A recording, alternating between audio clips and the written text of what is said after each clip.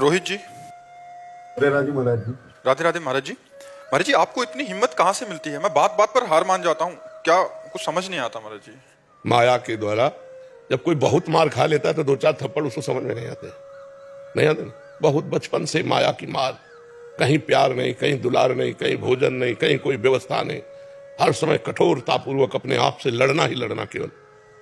तो आज वो अभ्यास बन गया है। जैसे हमारे एक चाटा मारो यहाँ तो लग जाएगा, और पहलवान के मारो तो उसको कुछ फर्क नहीं पड़ेगा, क्योंकि हजारों चाटे वही पा चुका है। वो कुश्ती सीखते समय हजारों चाटे यही पाया है, तो उसका अभ्यास बन गया है। तो हमारा अभ्यास बन गया दुख सहने का, हमारा अभ्यास बन गया दुख को सुख मानकर गले लगाने का।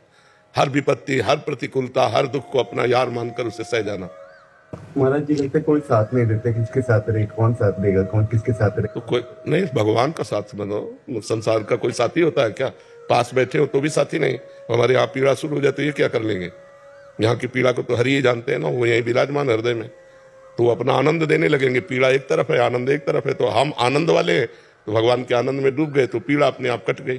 पीड़ा का समय निकल गया, और जैसे बेहोश का इंजेक्शन लगा दो, फिर चीरा लगाओ तो दर्द नहीं होगा ना।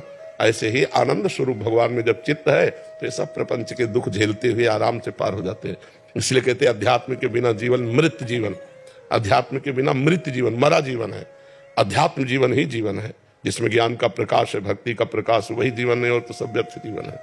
बड़े भाग्यशाली हैं जिनको अध्यात्म में रुचि है, मनुष्य शरीर होकर जो भगवान के भजन में रुचि कर रहे हैं, बड़े भाग्यशाली हैं। वो अभागी जन है जो भोगों में, नशे में, गंदी आदतों में अपने समय को नष्ट कर रहे हैं। बाद में इनको पछताना पड़ेगा। जब जाने का समय आएगा तो इनके पास कुछ नहीं, वही पाप। फिर अन्य योनियों में, सुअर, कुत्ता, नाना प्रकार की योनियों में जाना पड़ेगा। अभी आप भजन करके देवता बन सकते हो, भगवान के स्वरूप बन सकते हो, भगवत पार्षद बन सकते हो। गीध देह तजि धरि हरि रूपा, भजन के बल से अपने इस देह का त्याग करके हरि पार्षद बन सकते हो। तो ऐसे आचरण करो कि अगर भगवान न मिले तो कम से कम फिर हमें मनुष्य जन्म मिले, हम अच्छे आचरण वाले राष्ट्र भक्त, भगवत भक्त जीवन व्यतीत करें। कोई यहाँ मित्र नहीं है, कोई यहाँ साथी, सब अपने स्वार्थ का मित्र है। एक स्वार्थ रहित अगर कोई प्रेम करने वाला है तो भगवान है, भगवान के प्रेमी जन है, दूसरा कोई नहीं। जग में उपकार करने वाले स्वार्थ रहित दो ही हैं, भगवान और भगवान के भक्त। स्वार्थ रहित जग जुग उपकारी, तुम तुम्हारे सेवक अस्वादी। जी इसमें एक प्रश्न है, अगर ये मन जैसे हमारा इतना गंदा है तो इसको फिर भगवान जो हमें सजा देंगे इस चीज की? अगर मन, भगवान तो देख रहे हैं हमारा मन ऐसा है अंदर से, तो फिर भगवान सजा नहीं देंगे, आप जो कर्म करें उसका फल देंगे।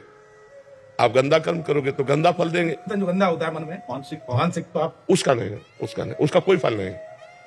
उसका कोई कलिकर एक पुनीत प्रतापा, मानस पुण्य होए और नहीं पापा।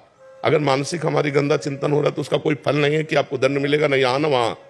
लेकिन बात यह है कि चिंतन करते करते क्रिया कर बैठेंगे, केवल चिंतन में नहीं रुकेंगे। जी मन अंदर से कुछ भी सोच लेता है, जो नहीं सोच रहा है उसकी तरफ ही सोचता है। हाँ, इसीलिए तो हमें नाम जप करना है। हमें डर लगता है कि अब इसका, सुनो, इसीलिए हमें नाम जप करना है कि उसकी सोच में नाम डाल देना।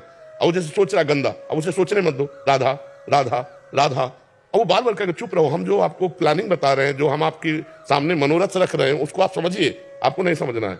बेईमान तू गंदी गंदी बातें करे, राधा राधा राधा। वो धीरे धीरे धीरे धीरे अपना प्रयास कम करता जाएगा और वो आपके अधीन होता जाएगा। इसीलिए कहते हैं नाम जप करो। खाली मन शैतान का घर है, खाली छोड़ोगे पाप करेगा। कहे हनुमंत विपत्ति प्रभु सोई, जब तो सुमिरन भजन न होई। अगर भगवान का भजन सुमिरन नहीं हो रहा तो मन विपत्ति में फंसा देगा। कोई न कोई संकल्प, कोई न कोई विकल्प करके हमको भोगों की तरफ आकर्षित करेगा। तो जिस समय मन गंदी गंदी बातें पेश कर रहा हो, उस समय में नाम जप में लग जाना चाहिए।